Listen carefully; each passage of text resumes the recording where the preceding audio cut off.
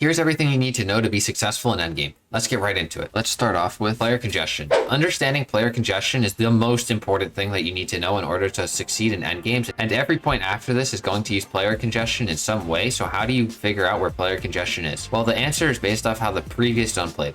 To figure out how player congestion in the first moving is, we have to go back to the 50-50 zone. In the 50-50 zone, there are two parts, the congested side and the dead side.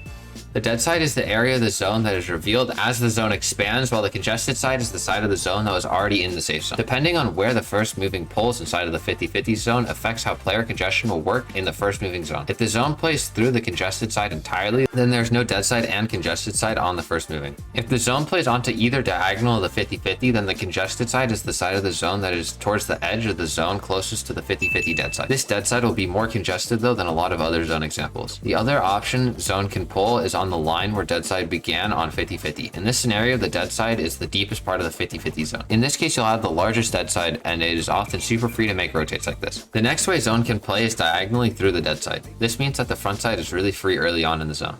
The dead side is the side that is deepest into the zone. These dead sides are generally more congested compared to other dead sides. The final way zone can play is max distance through the dead side. This means that the front side of the zone is very free, but there isn't a strong dead side. That's first moving congestion, but second moving congestion is a little different. Let's break down second moving pulls into 5 different scenarios. The first is if the zone pulls straight back. And when I say straight back, I mean fully straight back, not even slightly to the left or to the right diagonal. In this scenario, player congestion is really unpredictable, and it makes most sense just to follow your tarp back through the zone. The next example is when zone plays diagonally back. In this scenario, there's an expanding side of the zone that becomes the dead side. This is on the side furthest from the first moving zone played. It is the most optimal to play into that area of the zone because there are the least players there, and it is easy to claim a lair from the expanding side of the zone. If the zone plays from the center of the first moving zone, then the dead side is the side of the second moving zone that matches the deepest part of the zone. If the zone plays max distance diagonal, then the dead side is on the side of the zone that is expanding. This is the side of the zone that matches the deepest part of first moving. The final example is a max distance second moving. In this scenario, the front side will be very free, but there won't be a clear dead side as the zone progresses. Thankfully for the rest of the moving zones, they follow the same rules as the first to second zone transition, so just apply all these rules to the zones after. The next thing that we'll look at is how to layer and tarp in the moving zones. When playing endgame, it is extremely important to understand how to layer.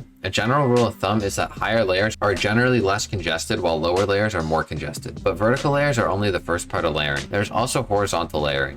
Horizontal layering is also a lot less thought of because it isn't as clear, but it is still very important. The middle layers of the horizontal layers are usually the most congested, while the outer layers are not as congested.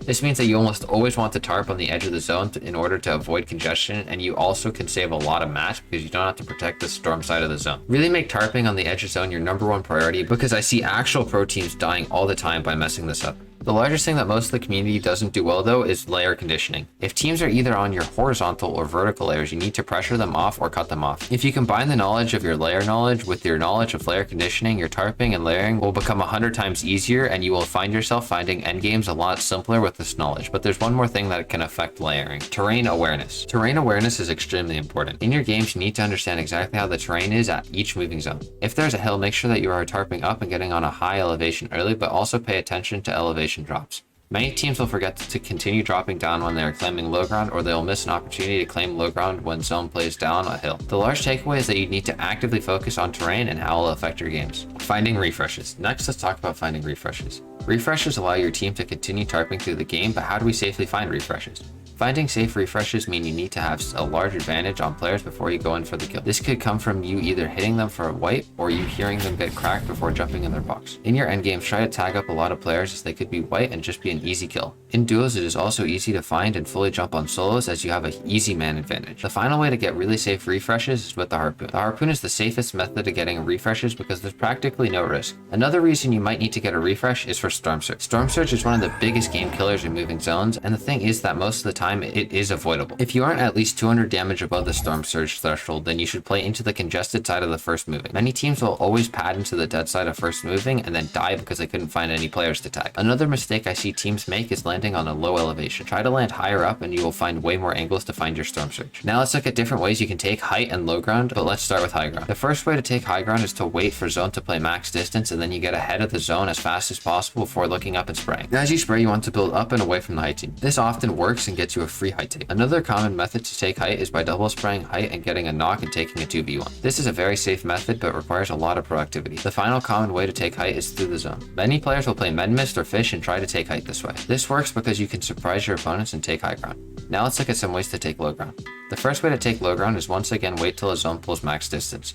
This often results in the low ground being very open and easy to claim. The second way to take low ground is to get to the front side and wait for a mistake out of the low ground team. If the low ground team does not maintain the front side the entire time throughout the endgame, you can proactively take the low ground. The final good way to claim low ground is to play into the expanding side of the zone and drop into the low ground. This area will almost always be free, and once you claim it, you can tarp on the edge of the zone until you work your way into the zone. There are probably an infinite amount of ways to take height and low ground, but these are just the most common and most effective ways that we know now. Taking a power layer is very important and sets you up for the final zone and winning the game. Which brings us to our final point, win conditions. As the game is winding down, it is very important that you have a win condition so the game doesn't end up from a 5th to a 2nd.